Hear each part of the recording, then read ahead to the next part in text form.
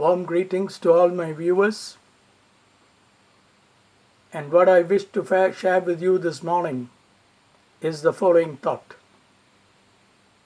My name is Jacob Samuel, Senior Instructor, Travel and Tourism, and also a certified IATA instructor. I wish to walk you through a farm in England where a poet who also owned a farm was one morning having difficulty to drive his cow into the barn. He pulled and he pulled it by the rope, but the cow wouldn't budge. The more he pulled, the more the cow resisted. His son, who was playing in the yard, saw his father's difficulty and ran to help his father.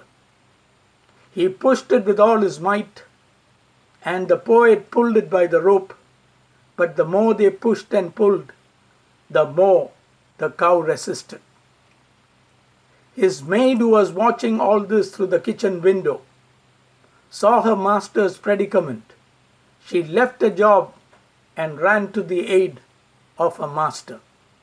She took a bunch of grass into her hand.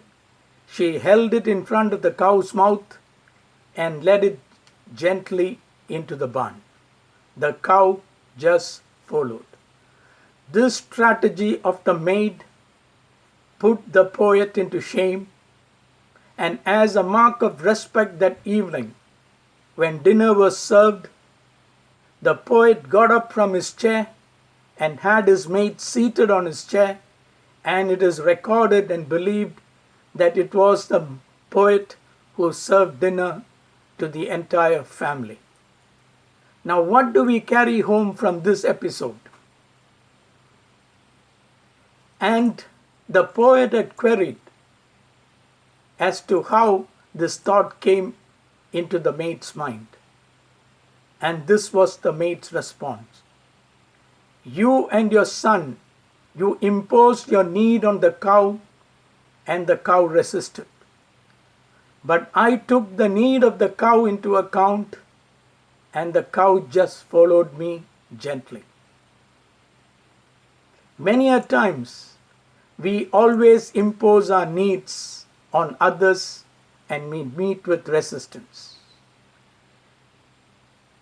You, as a principal of a school, you impose your need onto your teachers and onto your students that the school should attain a 100% pass rate. A sales manager imposes his needs onto his sales teams to achieve a particular target during a particular month. So we do not take the needs of others into account.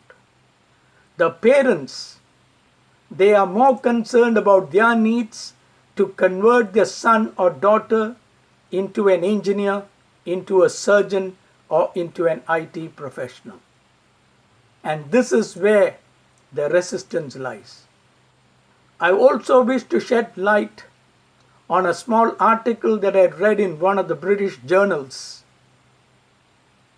where a senior correspondent of a major channel asked Richard Branson, the flamboyant chief executive of the Virgin Empire, as to what do you do to go an extra mile to satisfy your customers?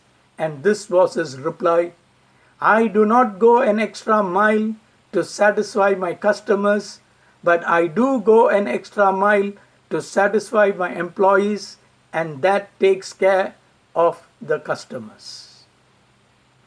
I hope this session has been useful to you. If you are satisfied with this, please subscribe to my channel. Till I get back to you with the next session, stay safe, bye-bye, and thank you.